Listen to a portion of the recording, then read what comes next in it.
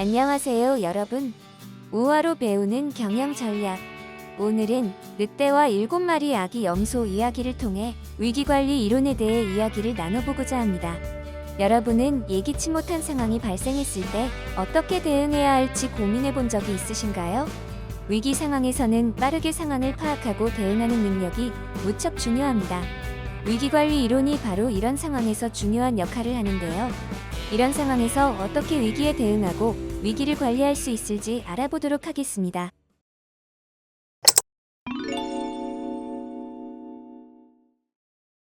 엄마 염소는 아기 염소들에게 늑대를 조심하라고 주의를 주고 먹을 것을 구하러 갔습니다.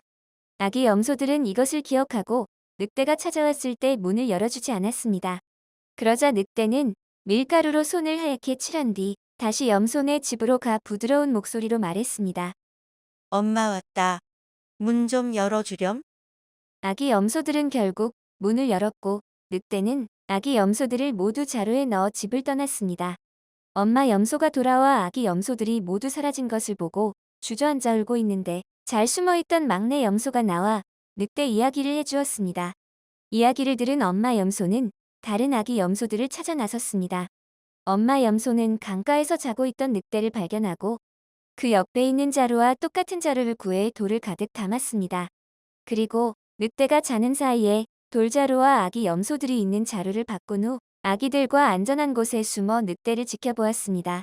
이 사실을 몰랐던 늑대는 잠에서 깨어 돌자루를 메고 강을 건너다가 물에 빠지게 되었고 그대로 물속으로 잠겨버렸답니다.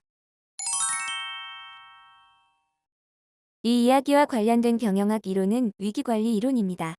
엄마 염소는 늑대의 위험을 미리 경고하고 아기 염소들이 스스로를 보호할 수 있도록 대비시키며 늑대가 침입했을 때의 피해를 가능한 줄이려고 합니다. 또 늑대에게 당한 후에도 엄마 염소는 포기하지 않고 위기를 극복하는 모습을 보입니다. 위기관리 이론은 조직이 위험 상황에서 어떻게 전략적으로 대응하고 평판을 보호하며 신뢰를 유지할 수 있는가에 중점을 두고 있는 이론입니다. 토니 제크가 2007년 발표한 위기관리 모델에 따르면 위기관리는 단순히 발생 시의 대응만이 아니라 사전 대비와 사후 관리까지 포함하는 포괄적인 접근이 필요합니다. 즉, 위기관리는 위기 이전과 위기 이후를 모두 아우르는 모델이라고 할 수 있습니다. 위기 이전 단계는 크게 위기 예방과 위기 대비로 나눌 수 있으며 위기 이후 단계는 크게 위기 대응과 위기 복구로 나눌 수 있습니다. 위기 예방 단계는 잠재적인 위기 상황을 사전에 인식하고 예방하기 위한 계획을 세우는 이슈 및 리스크 관리, 위기 발생 시 빠르게 대응할 수 있는 체계를 구축하는 비상 대응, 위기 신호를 조기에 포착하기 위해 정보를 지속적으로 모니터링하는 조기 경보 및 스캐닝으로 구성됩니다. 위기 대비 단계는 위기 발생 시 필요한 대응 계획 수립, 대응 절차와 관련된 시스템 및 매뉴얼 준비, 위기 대응 능력을 높이기 위한 교육과 모의 훈련 실시 등을 포함합니다. 위기가 발생한 후 위기 대응 단계는 위기가 발생했음을 인식하고 필요한 조치를 취하는 위기 인식 단계, 사전에 준비된 대응 시스템을 가동하고 실질적으로 대응하는 시스템 가동 및 대응 단계, 위기 상황을 통제하고 피해를 최소화하기 위한 구체적인 조치를 실행하는 위기 관리 단계로 이루어져 있습니다. 마지막으로 위기 복구 단계는 위기 이후 비즈니스 활동을 정상화하기 위한 복구 작업을 진행하는 회복 및 비즈니스 재개 단계, 위기가 조직에 미친 영향을 평가하고 향후 대응 전략에 반영하는 위기 이후 영향 평가 단계, 그리고 위기 관리 과정에서의 성과를 평가하고 필요한 경우 대응 전략을 수정하는 평가 및 수정 단계를 포함합니다. 그렇다면 위기 관리에 성공한 사례와 실패한 사례 기업을 통해 조직 위기 관리의 중요성에 대해 알아보도록 하겠습니다. 오늘 알아볼 두 기업은 존슨앤존슨의 타이레놀과 코카콜라입니다. 1982년 시카고에서 타이레놀을 먹고 다수의 소비자들이 사망하는 사건이 발생합니다. 누군가가 고의로 청산가리로 오염시킨 타이레놀을 유통한 것이었으나 존슨앤존슨은 신속하게 리콜을 결정합니다. 이미 판매된 타이레놀의 경우 언론을 통해 위험성을 알렸으며 아직 판매되지 않은 타이레놀은 모두 환불하고 수거 처리했습니다. 또 엑스레이 수화물 검사기를 통해 오염된 약을 찾는 등 사건의 원인을 철저하게 조사하며 피해를 최소화하기 위해 적극적인 조치를 취했습니다. 이어 캐플릭과 3중 캡슐 등 이물질 삽입 방지 장치를 도입하여 제품의 안전성을 보장했으며 사건 이후의 영향과 소비자 반응을 분석하고 다양한 캠페인을 통해 이미지 회복에 나섰습니다. 유사한 사건을 방지하기 위한 대응 체계를 전면 수정하고 안전관리를 강화한 타이레놀은 단기간에 원래의 시장 점유율을 회복하였고 이미지 또한 대폭 개선할 수 있었습니다.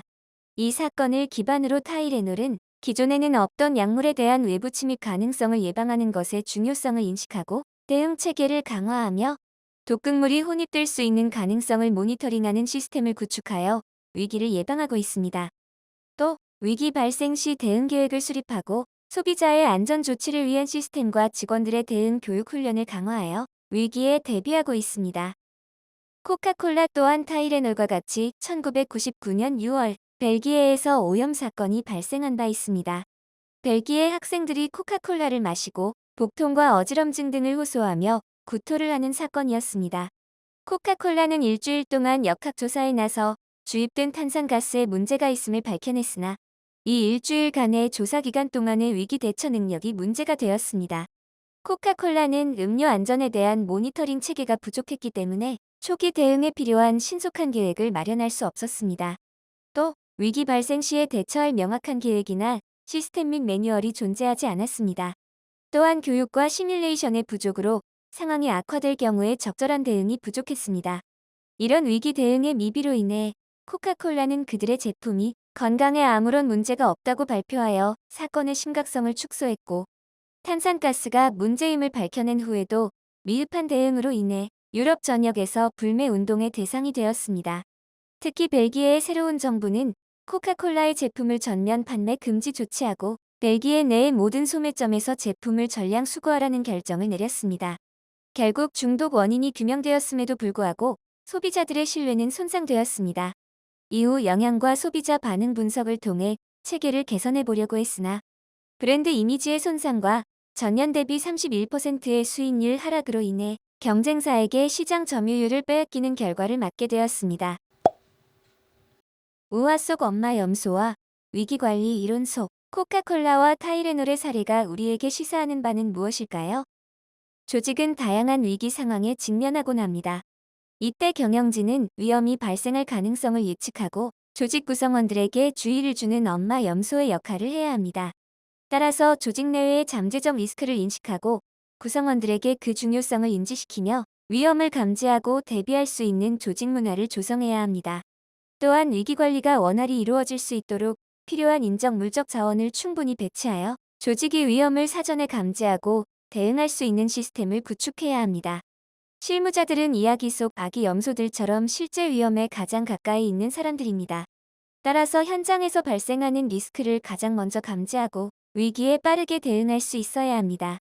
이에 일상 업무에서 발생할 수 있는 위험 요소들을 신속하게 식별하고 경영진에게 보고하는 것이 중요합니다.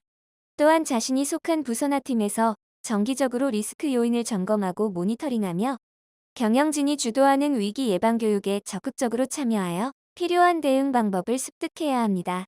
결국 위기 관리란 경영진과 실무자, 즉 조직 전체가 함께 협력할 때 비로소 이루어질 수 있습니다. 늑대와 7마리 아기 염소의 이야기처럼 여러분의 조직에서도 모두가 협력하여 늑대라는 위기를 이겨낼 수 있는 능력을 강화할 수 있기를 바랍니다. 감사합니다.